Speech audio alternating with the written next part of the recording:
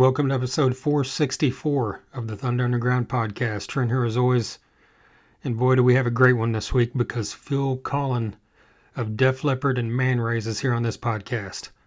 Very happy to be able to say that. Def Leppard has been a huge band in my life since I was a little kid, and that's no joke. Literally, the Hysteria album is probably the one single album that I wore out more than any other album, even more than Appetite for Destruction, or Tesla, or Faith No More, or Megadeth, or any other stuff, Pantera, that I've gone on about throughout the years. Def Leppard's Hysteria, I got, when I was like 11 on cassette, and I remember having to get a second cassette because that one got worn out or the tape got caught up or something. Then I ended up getting a compact disc a year or two later, and then I ended up having to get another one of those because I ended up getting scratched because I was messing with it so much.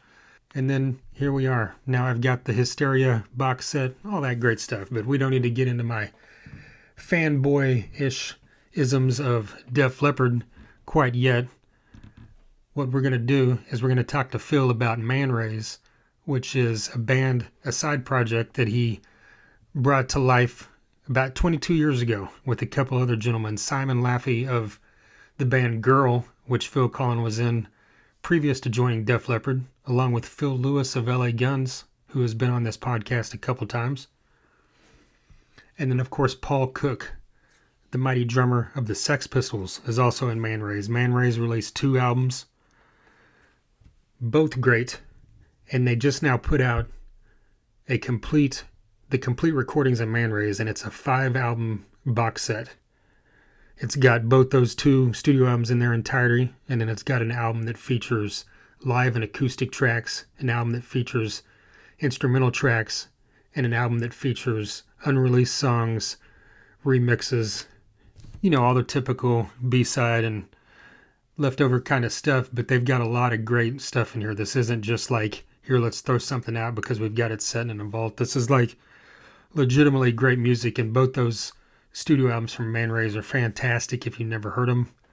It spans the gamut from having the sounds of what you expect from Phil and Def Leppard, but it also gets heavier, it gets more punky, it gets more reggae-ish and funky at times as well. Lots of punk rock and old school 70s rock influences in there as well. Great stuff. So we're going to talk all about that, and of course we're going to talk a lot about Def Leppard as well. But before I get into all this with Phil Collen, I need to let you know who sponsors this podcast.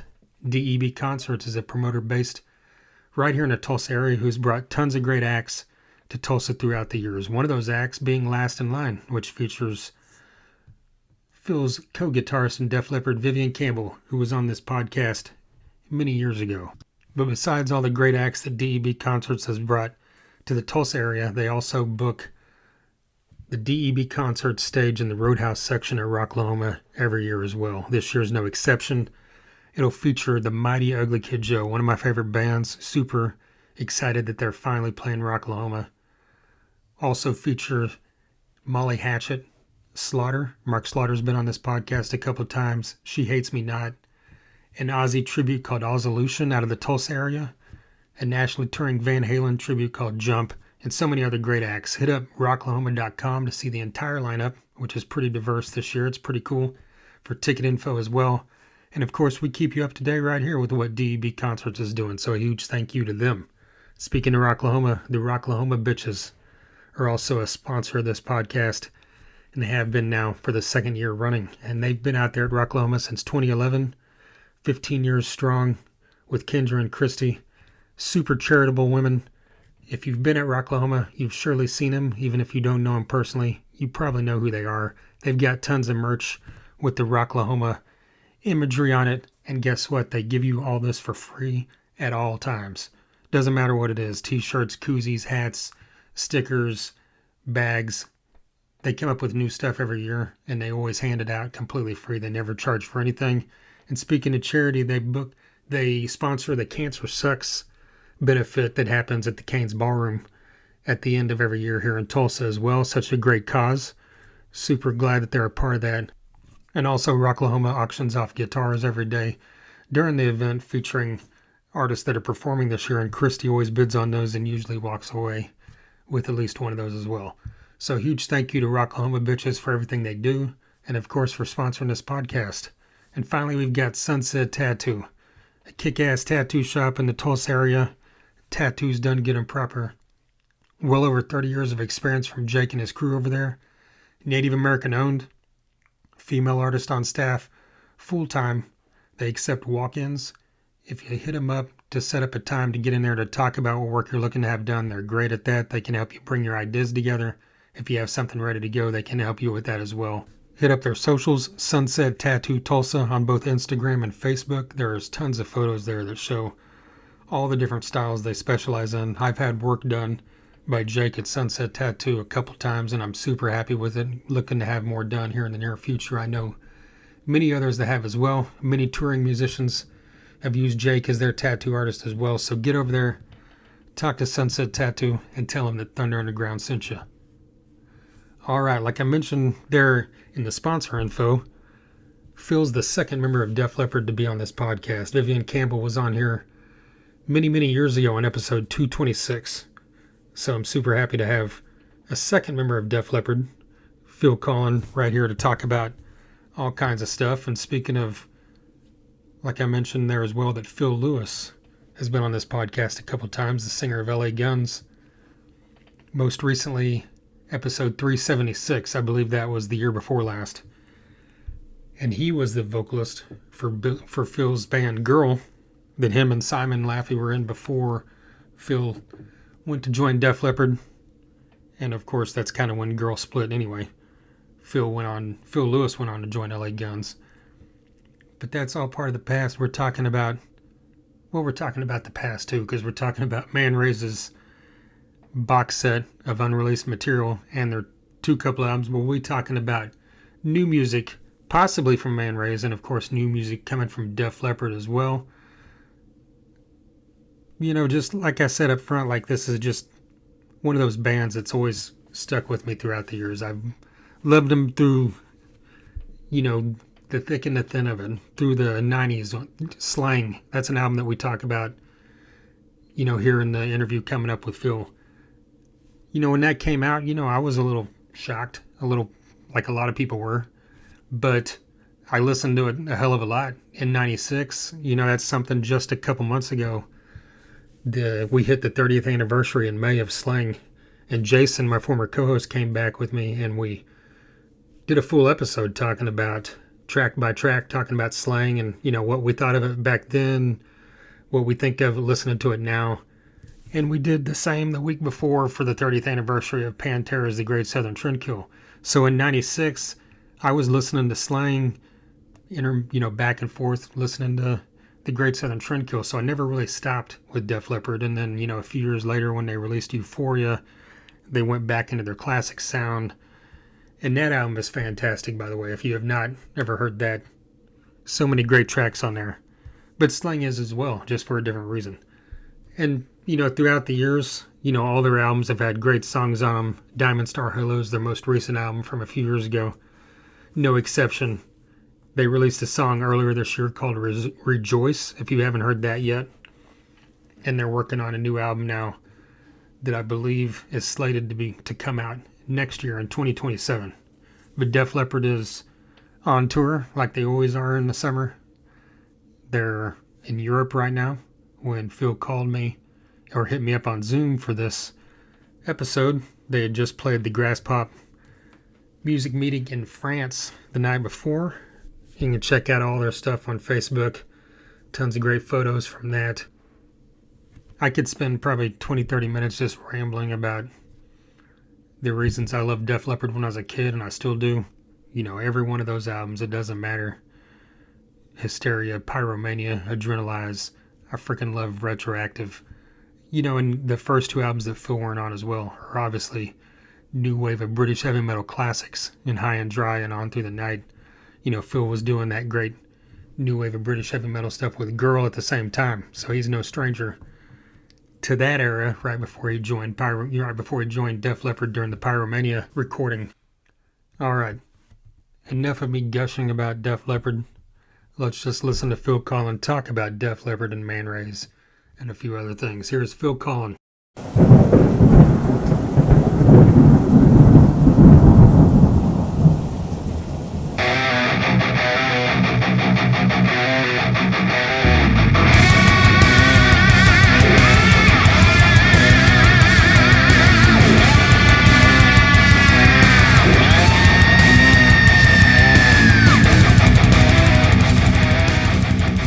idea for all this coming together? Was it one of you guys, or was it, Cherry Street, like Cherry Red Records? Like who, kind of who?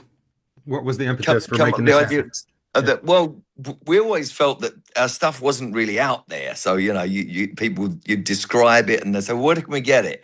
And you can't get it. Steve Hammonds, who works with Universal, said, Jerry Red would be great for this. Put the whole thing out if you got any other material.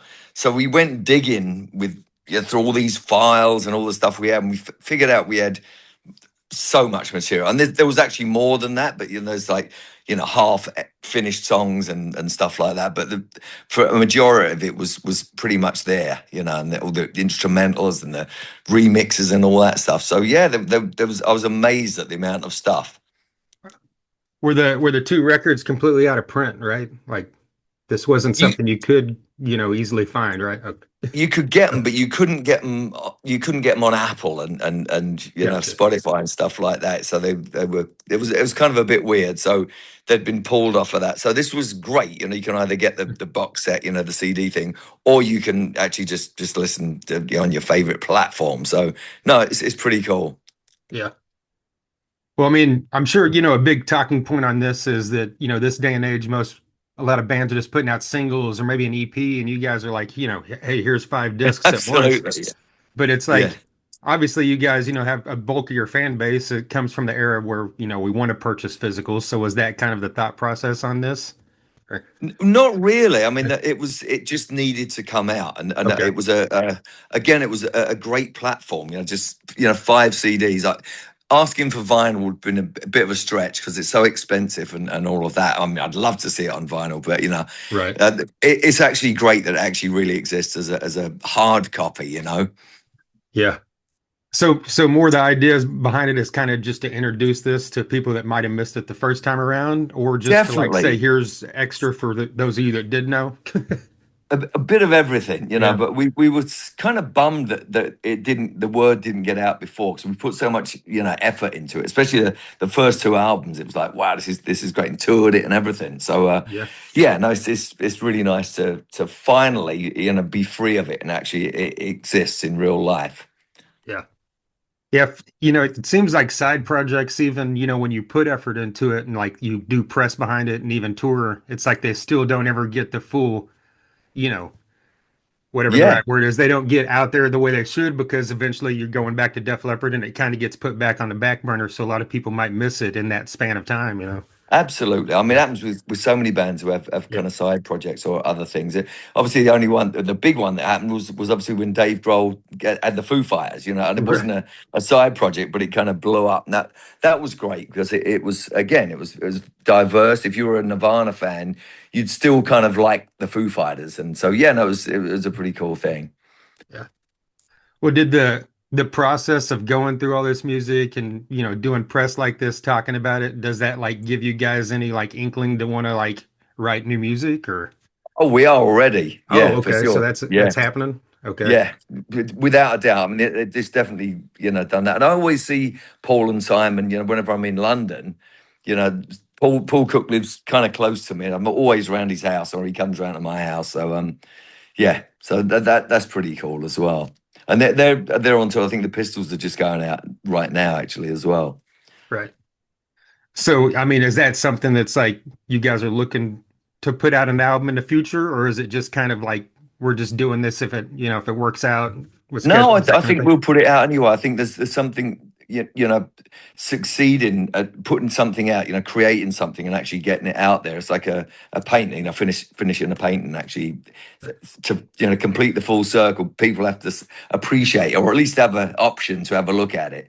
So I think no, we wouldn't do it just for the hell of it. We'd actually make some real stuff, and we're actually even talking about doing some shows as well. So which would be really nice.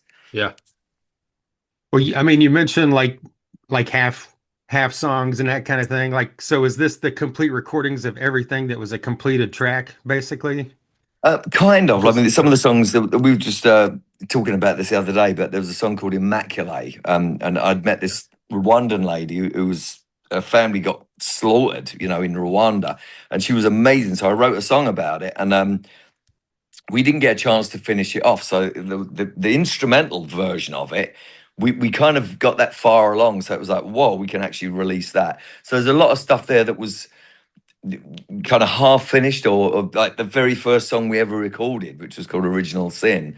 We Yeah. was in this little rehearsal demo studio, and it's like, let's record this. So we had this idea, and it's like, whoa, okay. And nothing happened with the song, you know. When we did the first album, we recorded in a better recordings, and this one kind of just slipped through the cracks. So there's a lot of stuff that's like that, you know, that we forgot about, and to be quite honest. Yeah. Well, I mean, yeah, there's several tracks like you said, Original Sin and I Surrender and what Yeah. was the other one? Take on the World. I mean, these are great tracks. So when you have a song like that completed and it doesn't make it, like say for Def Leppard, for instance, like some of my favorite Def Leppard songs, like I Want to Be Your Hero or Tear It Down, songs that didn't initially make an album. So like when you have songs that are that good that aren't on an album, does it kind of like hit you in the gut, or like it is that it something you think does, and about? we absolutely. I mean, we actually went through all these the cycle of songs. You know, I'm just thinking about the Def Leppard thing. You know, we ended up doing Tear It Down later on, but Yeah. that was the first riff I actually come up with when I joined Def Leppard. You know, Oh, after I really? started Okay. playing with Steve, you know, he just had a different way of playing, and you know, you start getting ideas off each other, and that was the first thing I remember in rehearsal for the Pyromania tour. I was like messing around with this riff, and it ended up, you know, we recorded it as a B side after we finished the Hysteria album, but it wasn't still wasn't quite right. It had a bit more oomph to it. So we recorded it on the Adrenalize album as well. So yeah, I think the song Tonight was originally called Love Bites, and it was like then the song Love Bites come out. It's like oh scrap that, and but the rest of the song was really cool. So again, that got another chance when the song Tonight, instead of having Love Bites, it was Tonight. So it's like it kind of still existed. So there's a few of them that's floating around. And I think with a lot of songs, sometimes they're not quite done. They're not quite ready. And you go, "Ooh, this 80%, but it can be great, or it can be at least something that I expected it to be." So that's really cool if you can actually do that, you know, artistically. It's like take liberties and actually take a bit of time with the song if it's not quite complete. Well, like you said, like Immaculate, where it's an instrumental song, is that something you look at and want to like still put lyrics to, or do you like it the Oh, way it is, like the way absolutely. you're putting it out? Or I love the way it is, and what's yeah, weird about that's immaculate. That's what the song is. There'll be another version. I wonder if we re-record the whole thing and do it kind of slightly different with the lyric on it and stuff. 'Cause I actually had some of the lyrics already, and but it just wasn't finished, and it was like, well, how's this going to be sung? There's all different ways to approach it and everything. So you know, and it kind of sounded a bit kind of modern. You know, we had electronic stuff on it as well, so it was, yeah, it was cool. So yeah, maybe that'd be a brand new song, but based on that. oh, okay. So like when you look at like the sound of Man Ray is like you're like to most people's ears, like the guitar and vocals are the bulk of a sound. Like, Right. what do you think Paul and Simon, or like what do Paul and Simon bring to the band that like sets it off? Because the songs like, Running Me Up or, Closer to You, like are obvious because they got that more funk, kind of Yes. reggae-ish to them. But like a heavier song, like, what makes it Man Rays with them two involved, like in your opinion?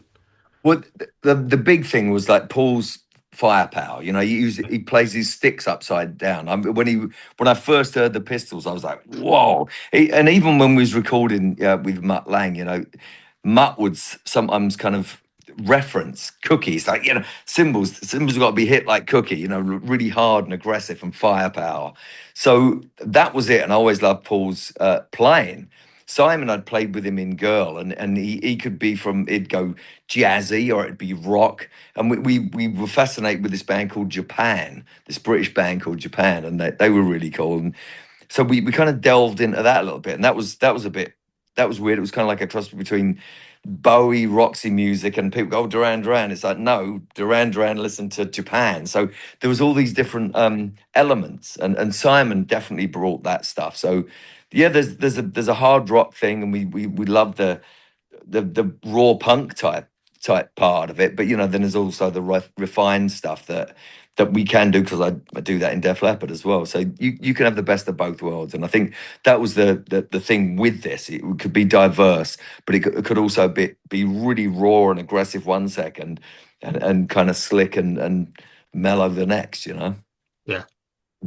Well, I mean, obviously, you went into this with an idea in mind, but back when you're first writing, was it ever like, did you ever have to stop and think this sounds too much like a Def Leppard riff, or did that happen? Yeah. No, because some of they're interchangeable. I don't never really know where they're gonna go. I mean, like some of the stuff that we done, Manraze stuff is ending up on Def Leppard stuff, Oh, okay. and vice versa. You know, it's like, well, maybe this would work here better. So it all depends. You never really know until you kind of it kind of rears its head, you know, and then you go, oh, okay, there we go.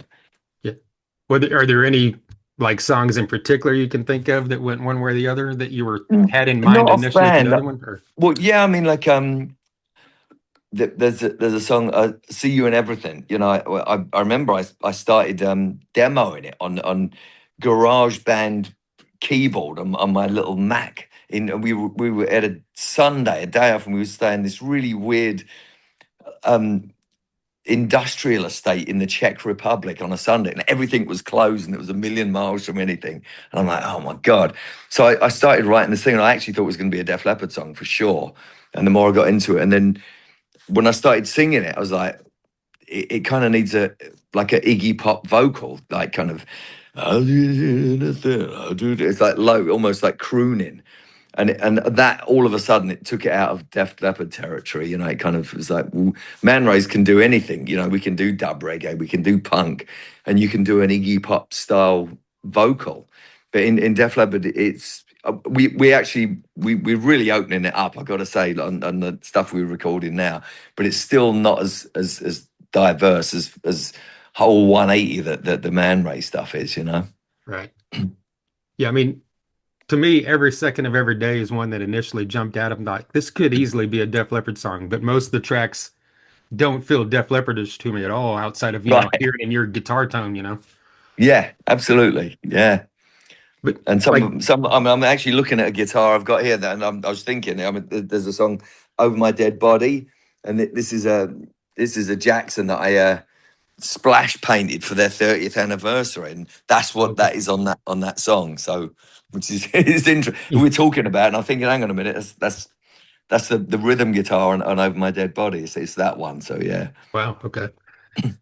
Well, speaking like you were talking about the vocals, like in Iggy Pop style, or you've got your, like you said, the dub reggae style, all these different styles you're into. Like, was Man Ray's kind of like a vehicle for you to be able to like expand your voice? Because I mean, before that, I mean, for the most part, at least all I knew was harmonies from Def Leppard. right. Yeah. Yes and no. I mean, I like, again, like the diversity, and like I said, with Mutt Lang, pretty much taught all the guys in Def Leppard how to sing, you know, and so, Okay. but he would be very diverse. He'd be like country one second, you know. He sings on all the stuff he's ever done. Like, I mean, I hear his voice on Highway to Hell. I hear him singing on it, or Brian Adams, you know, it's all the really great high vocals, and all our stuff. You hear his voice all over it. Um, and obviously in the Shania Twain stuff, you know, he can mimic a female voice. He can obviously do AC/DC and all of this stuff, and Foreigner, you know, been waiting for a girl like you. All of this stuff, you go, wow, and there you hear Mutt's voice. So we learned how to be chameleons with the vocal, and I really like that. I mean, we kind of do it with the guitar, but we are kind of rock guitarists. But with the vocals, you really can take liberties, and you can be a chameleon. And I think that, in Manraze, where I'm the lead singer, I could actually really flip from Iggy Pop to to Sting, or whatever, in between. Yeah. Well, mentioning that, I mean, was it Mutt Lang that said you guys need to be doing harmonies, or like how was that It, like? Did yeah. anybody push back? Like, I'm not a Oh singer. God, no, no. We're all just huge fans of Queen, So Okay. I Queen, obviously took the Beatles kind of songbook and melodies and all that, and ran with it. And all of a sudden, I'd never heard. I remember I saw Queen opening up for Mott the Hoople at Hammersmith Odeon, like in a theatre in England, and but even then you could tell these vocals were something else. And with Def Leppard, everyone could sing, and Mutt understood that, and he thought, well, we can make the blueprint Queen meets AC/DC. So you got that, smash you in the face type, almost vocal football hooligan chant, and then you can sing it like, like Queen. So yeah, that was the thing, and I think that was really important because you can get more melody, you can get more counter melodies going, and yeah, and but still retain the, the rock thing. So that was really always our thing, and we just learned to sing better all the time. We do warm-ups every day before we go on stage. We do an hour or two. Joe does 3 or 4 hours every day. Wow. So yeah, it's important. Yeah. Well, like you mentioned working on the new album, and we've got Rejoice. Is that kind of like a sample of what, fans can expect? You said it might be a little more diverse or like Yeah, I mean that's one style of a song that's on there. There's some okay. stuff on there that's like, whoa, you'd go, this is really wacky, and so I like that. I mean, I'm we're talking about Manraze, which is that anyway, but we kind of doing that with Def Leppard stuff, and I love it. I love the fact that we've kind of not got brave, but we haven't got scared to express ourselves, and everyone, whoever writes whatever song, everyone puts 100% into it. So it kind of again takes on another life when you do that as well. A lot of people, they write a song and they produce it and they do it exactly their way. This isn't like that. This is like someone writes a song and then everyone gets involved. It's really diplomatic, and it's a democracy, but it's good ideas win. It's not like no one says stuff to justify it, and then we try it out, and no, it's great. So yeah, there's some right all over the place on latest Def Leppard stuff for sure. Well, I mean, last month was the 30th anniversary of Slang, and I mean that Mm, album was pretty much that as well, like stepping outside the box for what Def Leppard was known for. I mean, definitely. are you talking in that extreme? I mean, as Oh, we're far as talking like, way more extreme than that, but oh, yeah, okay, okay. yeah, Well, when you look back at Slang, I mean, like, do you love where it sets kind of in your history? Like, do you I think of do. that time period fondly? I do, and when it came out, it kind of sucked. And I was going through a divorce at the time. That sucked. And then Yeah. you're writing lyrics that are kind of influenced by that, and so there was a lot of stuff going on. But I love how it turned out. And we had to do that. We had 3 albums. We had Pyromania, Hysteria, and Adrenalize that kind of were of an ilk.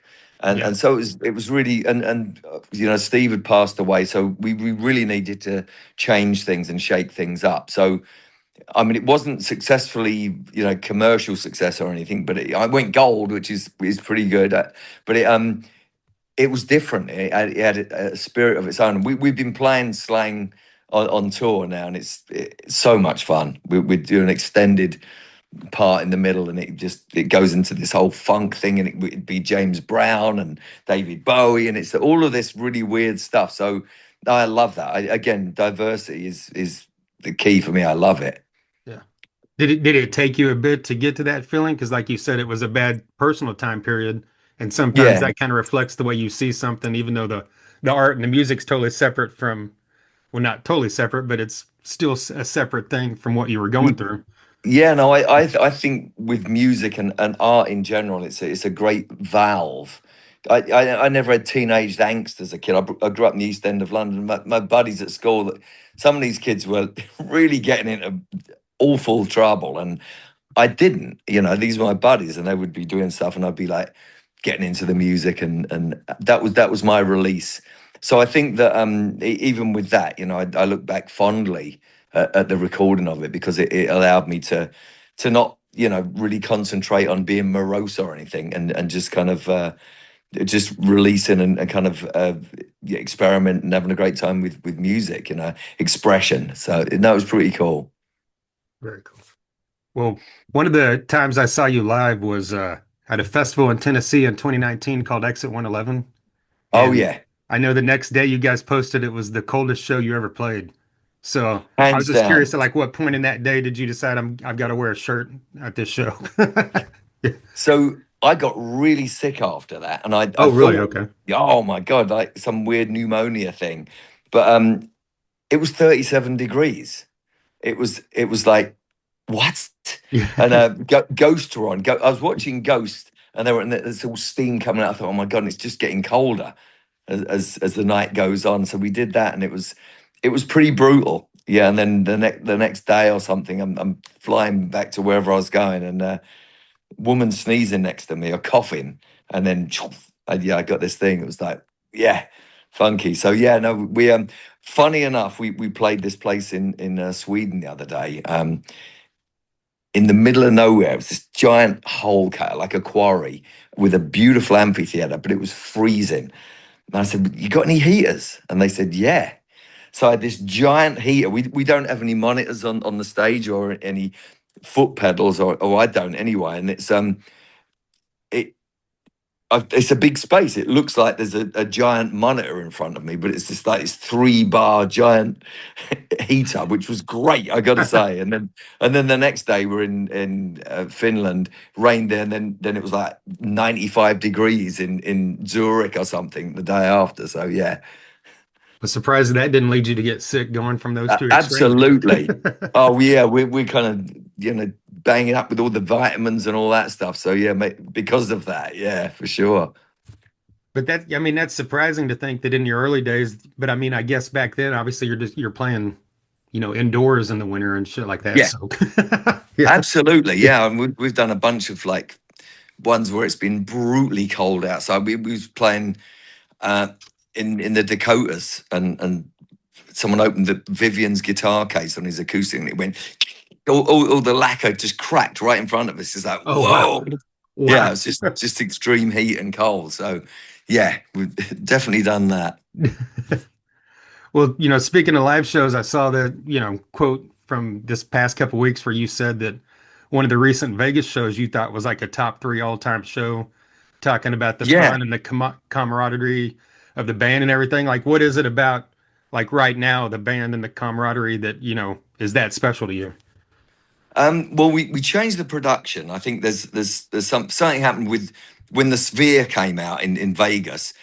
Everyone changed production. Everyone's got screens and all that stuff, but the content on it and actually making it a bit more like a theatrical show. And that's what we did in Vegas, and it was so much fun. And we extended some of the songs and just had fun. It was a blast, and everyone's voices were great. We keep pushing that bar. Everyone gets becomes a better singer. The playing gets better, but you also you have a level you have to reach, and if you don't, then the confidence doesn't work. So all of these things come hand in hand. You can't really perform well unless you're singing great and you're kind of in shape or thereabouts. So it's yeah, a lot of things, and all those things happened in Vegas, and we were like, yeah, this is great. So I do. I think probably two or three of those shows were in the top five without a doubt. I mean, yeah, I mean, that's amazing to think of, what, 45 years Yeah, into your career, it's crazy. definitely. Yeah, no, for sure. Yeah. Like you mentioned Steve Clark earlier. If you had the opportunity to like, or like, let me phrase it this way. Like, what album that has come out since 1991 do you wish that Steve had the chance to hear, whether it be a band he loved or something, an artist that didn't exist before 91? Well, the Slang album, he'd have loved that as Okay. well by us, So I mean, there's been so much that come out, I'm just trying to think, some of the, but then it stopped. I mean, what was really interesting, we just played India in March, we played this place called Shillong, which is right up in northern India, and it's like it's basically the Himalayas. And they go, Shillong is the rock capital of India. I'm like, yeah, really? We get up there, and we're sitting in this little restaurant, and we had this Steve Perry voice, and we look around. There's this little Indian guy doing Steve Perry, and then he does a Celine Dion song in the Steve Perry voice and getting these ridiculously high thing. We're like, what? We'll give him a stand of ovation. And then some of the bands that we're hearing, that some of them were kind of almost it varied from like extreme metal, like really dark metal, and some of it was like if 90s grunge and kind of alternative rock had carried on in a really positive trajectory, it would have sounded like this. And I'm like going, what? Who is this? And it's this Indian band. It's really cool. So there was so much stuff there that they were kind of shocked.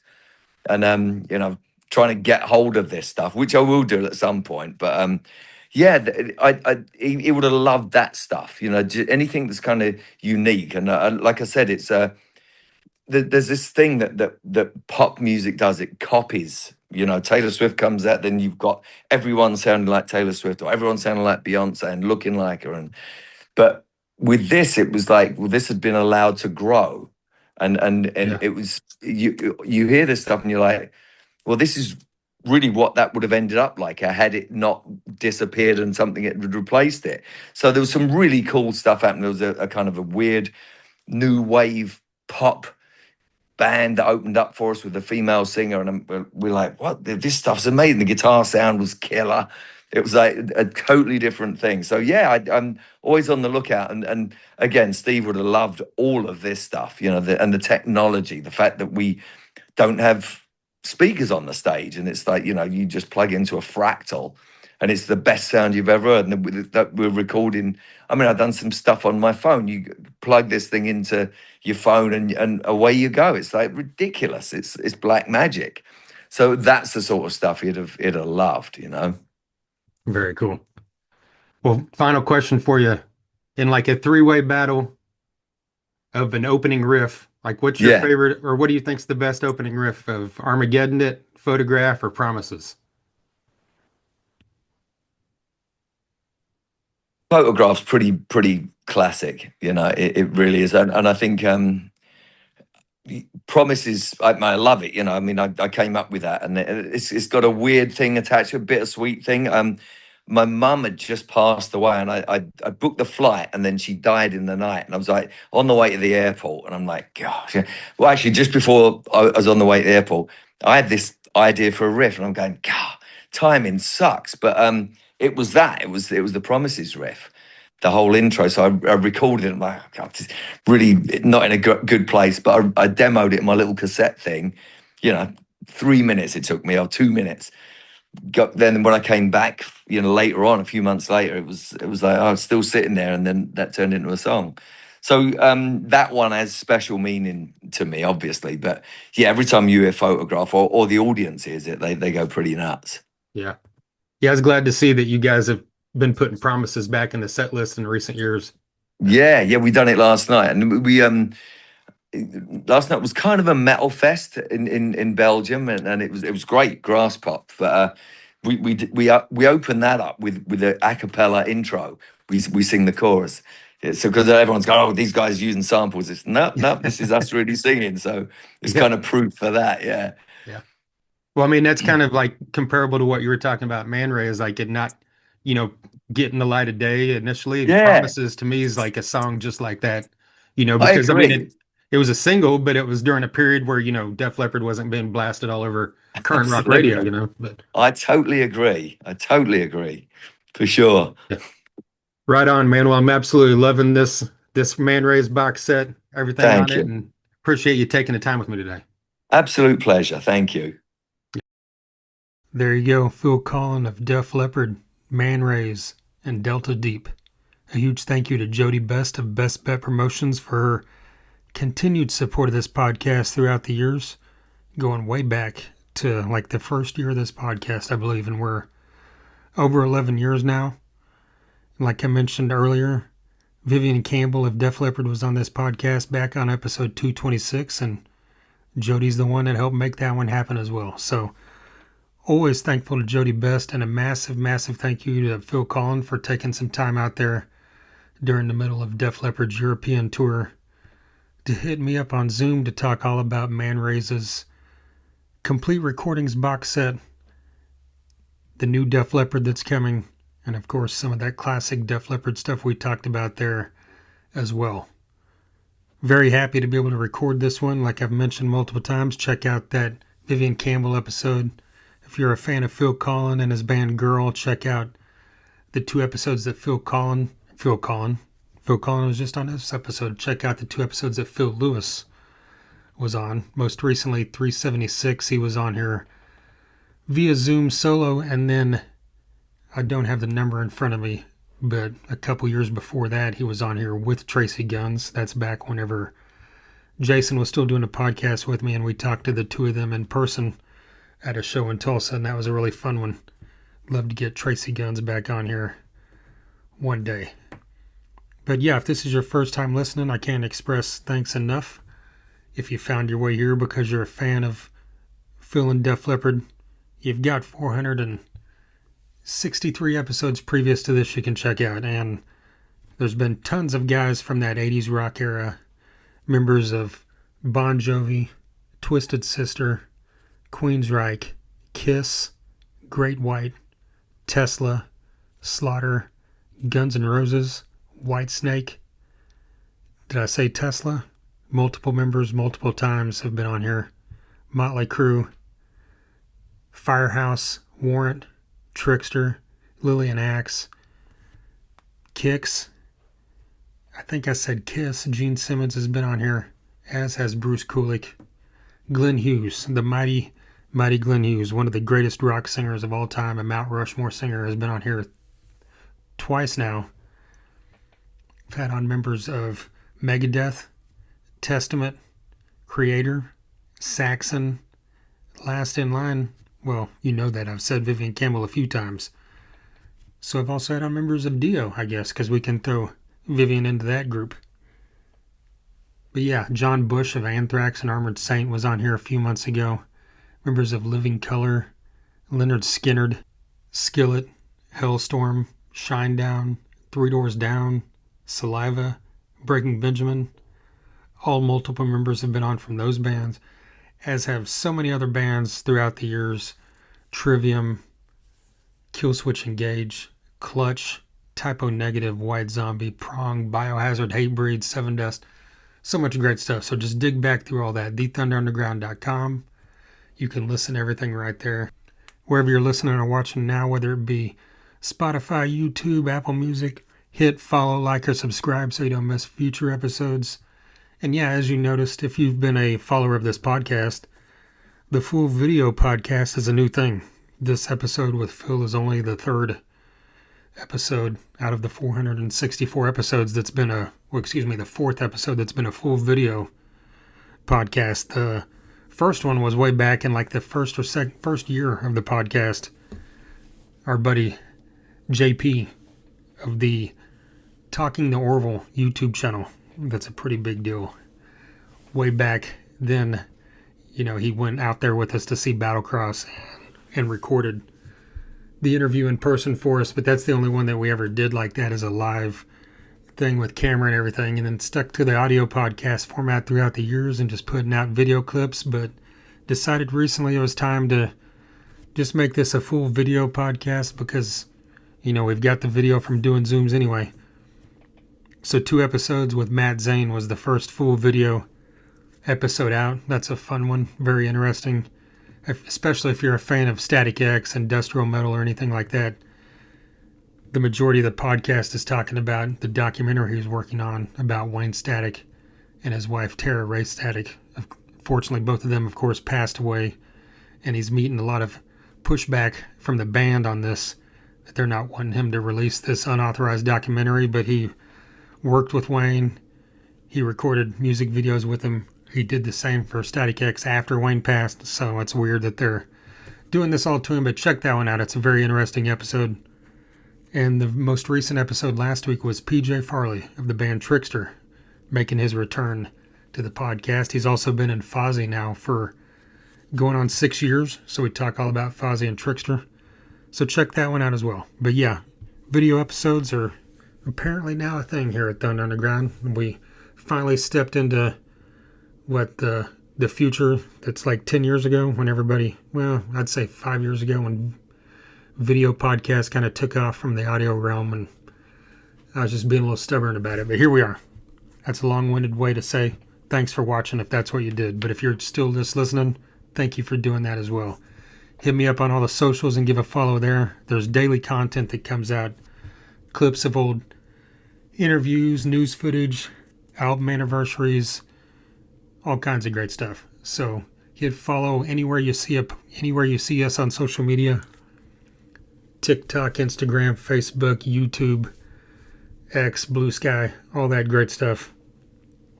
And anytime you see a post, whether it be a podcast episode or just any kind of reel, if you hit like or you comment on it or you share it, that's a really big way that you can help this podcast for free. A way you can help it monetarily is I've got t-shirts. I've also got hats now. Always had shot glasses and stickers and koozies and all that great stuff as well. So wherever you're at, if you're not in my area, which most of you aren't, because I'm in a flyover state in the Midwest of America, hit me up. Wherever you're listening, shoot an email, thethunderunderground@gmail.com, or comment on wherever you see Thunder Underground, and we can get you a t-shirt or a koozie or a hat or whatever it is you're looking for. All right, once again, a massive thank you to DEB Concerts, Rocklahoma Bitches, and Sunset Tattoo. And of course, a really huge thank you to Phil Collen of Def Leppard. And until next time. Thunder Underground, y'all.